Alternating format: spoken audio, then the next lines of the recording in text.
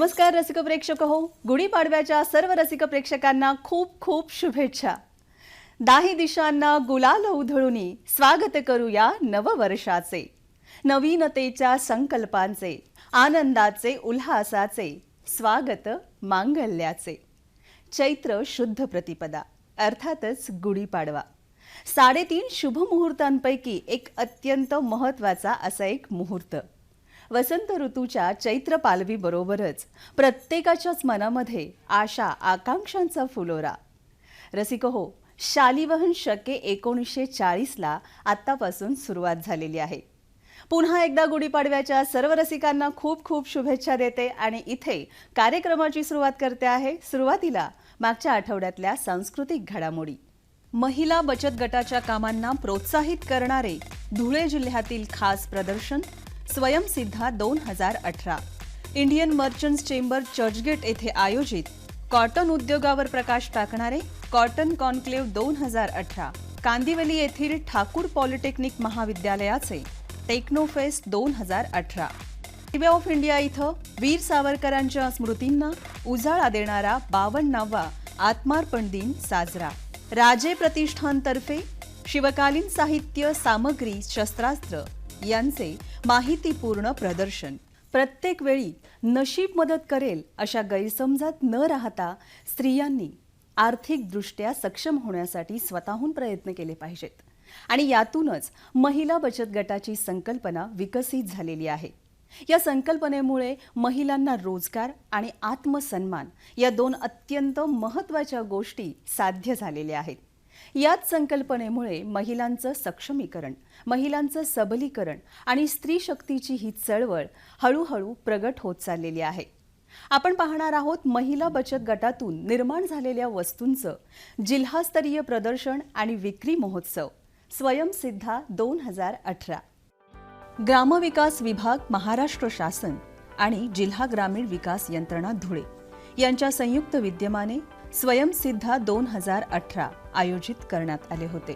या भव्य प्रदर्शन सोहळ्याचे उद्घाटन धुळे जिल्हा अध्यक्ष शिवाजी दहिते यांच्या हस्ते दीप प्रज्वलन करून झाले।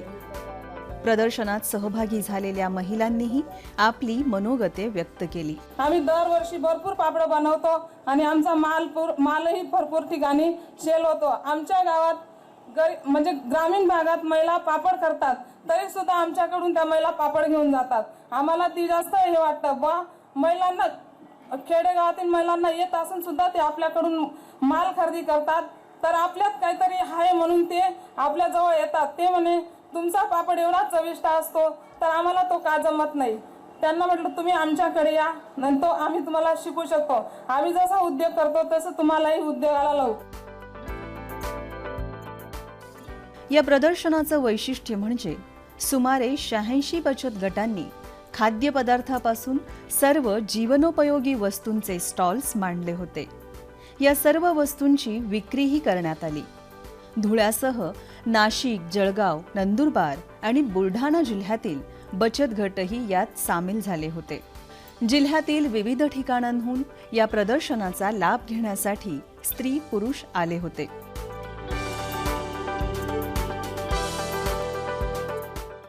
इंडियन टेक्सटाईल इंडस्ट्री अर्थातच भारतीय वस्त्रोद्योग जगभरातील बाजारामध्ये जवळजवळ दुसऱ्या क्रमांकाचा हा व्यवसाय। कृषी व्यवसायानंतर कापड निर्मितीच्या क्षेत्रामध्ये भारतानं सर्वोत्तम स्थान निर्माण केलेलं आहे। रोजगार क्षेत्रातील एक सर्वोत्तम क्षेत्र म्हणून या व्यवसायाकडे पाहिलं जातं। आज आपण पाहणार आहोत याच व्यवसायातील ज्वलंत प्रश्नांवरील उहापोह। Cotton conclave 2018। Indian merchants chamber Churchgate येथील cotton conclave 2018 chamber of commerce and industry with cotton Guru असं या परिषदेचं स्वरूप होतं। शेतकऱ्यांपासून उद्योजक, पॉलिसी मेकर्स ते टेक्सटाईल कमिशनर पर्यंत अनेक जण एका टेबलावर चर्चेसाठी हजर होते। कॉटन उद्योगातील लहानात लहान समस्येपासून ते निर्याती संदर्भातील सर्व समस्यांवर गुणात्मक चर्चा झाली। कॉटन कॉन्क्लेव्ह 2018 मध्ये CAIचे अध्यक्ष अतुलभाई गणात्रा, TAIचे माजी अध्यक्ष अरविंद सिन्हा, CCIचे CMD श्रीमती अली राणी, महाराष्ट्रातील उत्पादनात उच्चांक गाठणारे शेतकरी अमृत देशमुख, CAIचे उपाध्यक्ष भूपेंद्र सिंग राजपाल, IMC ERTFचे संचालक G चंद्रशेखर, शेतकरी Ghanshyam Barot, IJ Dhuria, textile commissioner Shrimati Kavita Gupta, Prashabhai Patel, Indian cotton इंडस्ट्रीचे भीष्म पितामह सुरेशभाई कोटक, CTITचे अध्यक्ष संजय जैन इत्यादी मान्यवर तज्ज्ञ यांचा प्रत्यक्ष सहभाग होता. मैं ये कहना चाहूँगी इसमें I want to give only 3 or 4 points because time is short. One is I would like to say कि ये जितना भी हमारा एक इकोसिस्टम है इन विच शेतकरी आते हैं, मिल्स आती हैं, जिनिंग फैक्ट्रीज आती हैं, ये सारी जितना भी इकोसिस्टम हमारा कॉटन में है, ये आइदर एवरीबडी विल विन और एवरीबडी विल लूज. तो इसको एक प्रकार से साथ में लेकर उन्नति करनी है. आंतरराष्ट्रीय स्तरावर या उद्योगातील गुणवत्तेला किती महत्त्व आहे यावरही प्रकाश टाकण्यात आला. मान्यवरांच्या हस्ते कॉटन गुरु कॉटन ॲन्युअल 2017 आणि 18 या अंकाचं प्रकाशन करण्यात आलं.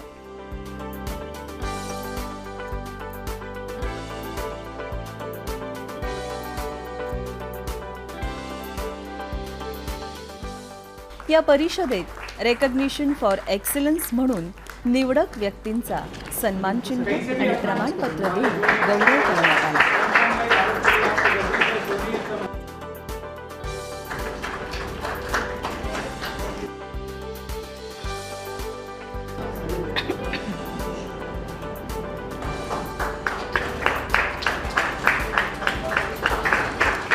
ही परिषद सर्वार्थाने यशस्वी झाली असं म्हणायला हरकत नाही.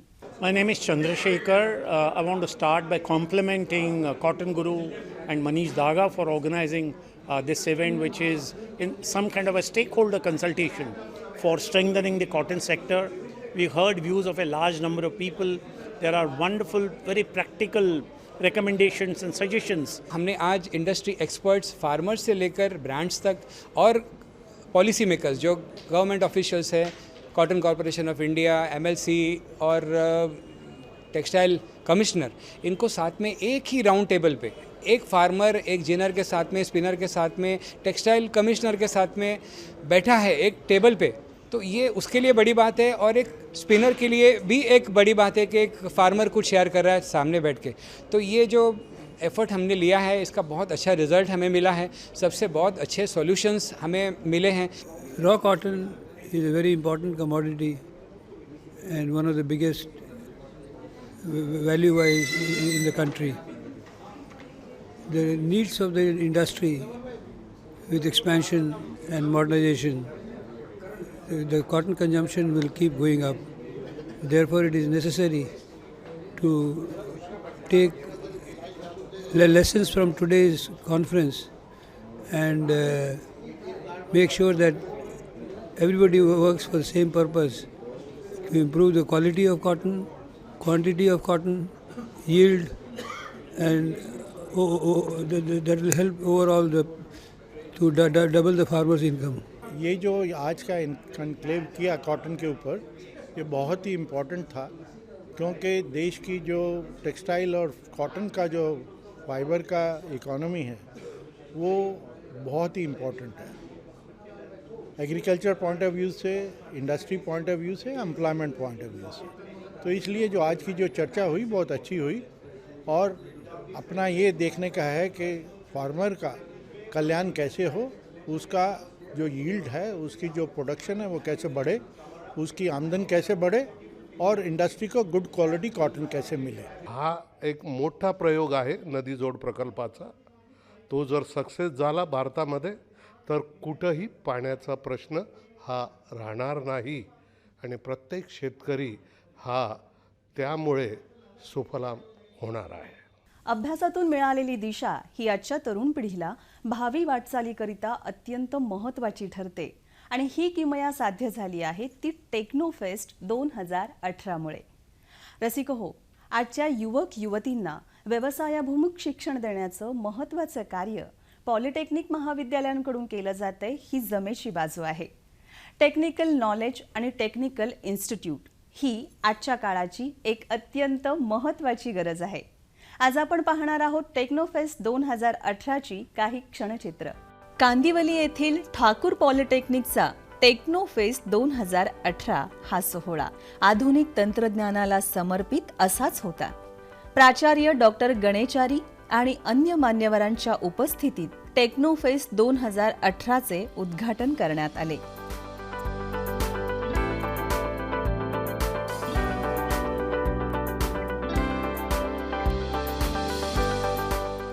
राज्यस्तरीय प्रोजेक्टची स्पर्धा आयोजित करण्याचं हे सलग 11वं वर्ष. विद्यार्थ्यांना मिळणाऱ्या तांत्रिक ज्ञानाचा वापर करून प्रोजेक्ट्सची निर्मिती करण्यात आली होती. मान्यवरांनी स्वतः या प्रोजेक्ट्सची पाहणी केली. या प्रकल्पाला भेट देणाऱ्या विद्यार्थ्यांना प्रोजेक्ट्सची संकल्पना समजावून सांगण्यात प्रत्येक टीमनं महत्त्वाची भूमिका बजावली.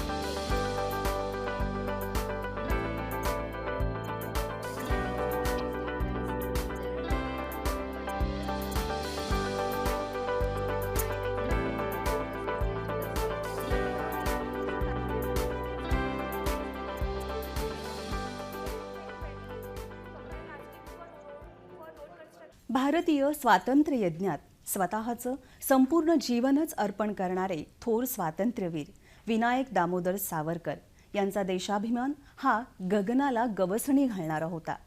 स्वातंत्र्यवीर सावरकरांनी ज्या दिवशी देहत्याग केला तो दिवस आत्मार्पण दिन म्हणून साजरा केला जातो. अंदमानामध्ये काळ्या पाण्याची शिक्षा भोगून आल्यानंतरही जो वीर देशासाठी अगदी अंतिम श्वासापर्यंत स्वतःला समर्पित करू शकतो त्या थोर वीराला आमचा सलाम. आपण पाहणार आहोत त्यांचाच आत्मार्पण दिन सोहळा मेगा इव्हेंट. मुंबईत गेटवे ऑफ इंडिया इथं वीर सावरकरांच्या स्मृतींना उजाळा देणारा 52वा आत्मार्पण दिन साजरा करण्यात आला.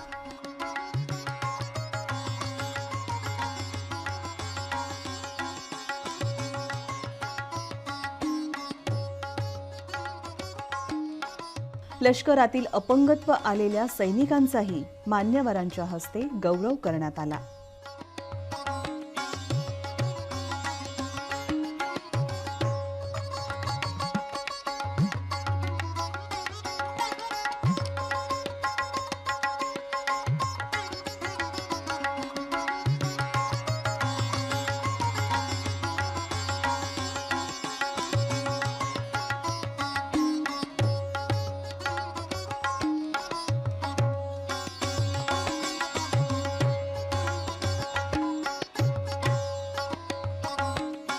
इंडियन आर्मीच्या पुढाकाराने या कार्यक्रमाचे आयोजन करण्यात आले होते. इंडियन आर्मीतील धारातीर्थी पडलेल्या 9 जवानांच्या कुटुंबियांना यावेळी सलामी देऊन सन्मानित करण्यात आलं.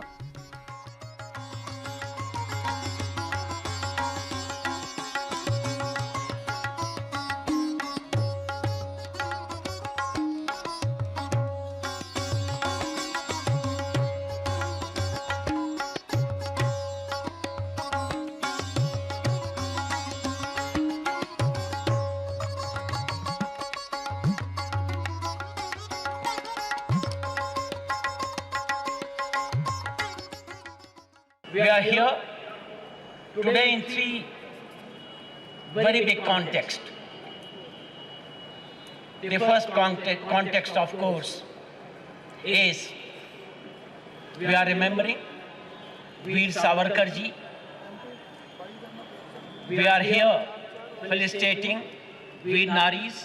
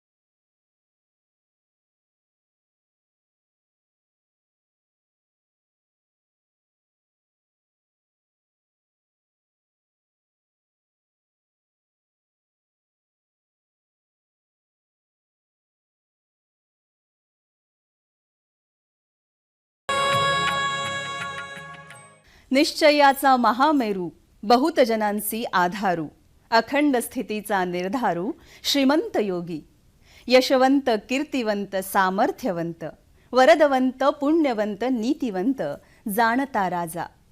छत्रपती शिवाजी महाराजांचं हे असं हुबेहूब वर्णन दुसऱ्या कोणत्याही शब्दात आपल्याला पाहायला मिळणार नाही. शिवाजी महाराजांचा कालखंड हा आजही आपल्याला मंत्रमुग्ध करून सोडतो. शिवाजी महाराजांच्या याच कालखंडाचं आपण दर्शन घेणार आहोत. राजे प्रतिष्ठान यांचा हा एक स्तुत्य उपक्रम. राजे प्रतिष्ठानतर्फे आयोजित शिवकालीन साहित्य आणि शस्त्रास्त्रांचे अतिशय माहितीपूर्ण प्रदर्शन. हे प्रदर्शन पाहताना आपण शिवकालीन वातावरणात समरूप होऊन जातो. शिवकालीन लिपी, हस्ताक्षर, आयुध, शस्त्रास्त्र, जीवनोपयोगी वस्तू या साऱ्यांना डोळ्यात साठवण्याचा अद्भुत आनंद यातून मिळतो.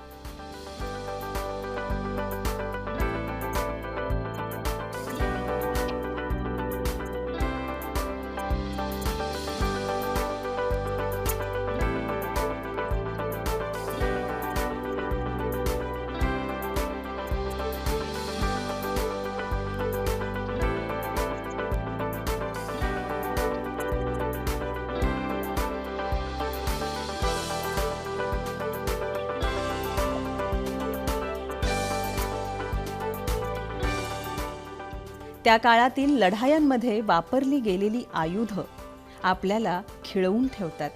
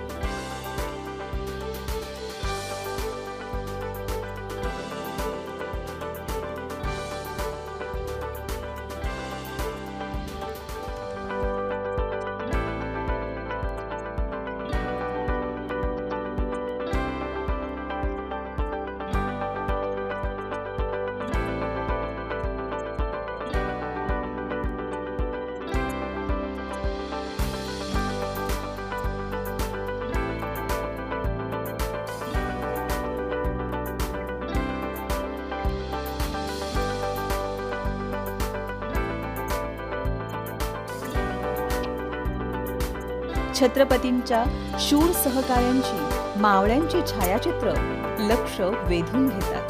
छत्रपती शिवाजी महाराज आणि त्या संदर्भातील अनेक घटना, किस्से याविषयी खूप काही ऐकण्याची संधी या प्रदर्शनात मिळते. हेच या प्रदर्शनाचं यश आहे. रसिको, आजपासून नवीन वर्षाची सुरुवात झालेली आहे. या गुढीपाडव्याच्या पहिल्या दिवसाचं महत्त्व खूप अधिक आहे आणि आपल्यासाठी नवी वाट, नवा प्रवास, नवे संकल्प या दृष्टीने ते खूप खास आहे. आपले सण, आपले उत्सव हे महाराष्ट्रातील संस्कृतीचं दर्पण आहेत. गुढीपाडव्याचा हा सण प्रत्येक व्यक्तीसाठी वेगवेगळ्या दृष्टीनं महत्त्वाचा असू शकतो, परंतु अंतिमतः ते आपल्या उत्कर्षापर्यंत जाऊन पोहोचतं आणि हे कुणीही अमान्य करणार नाही.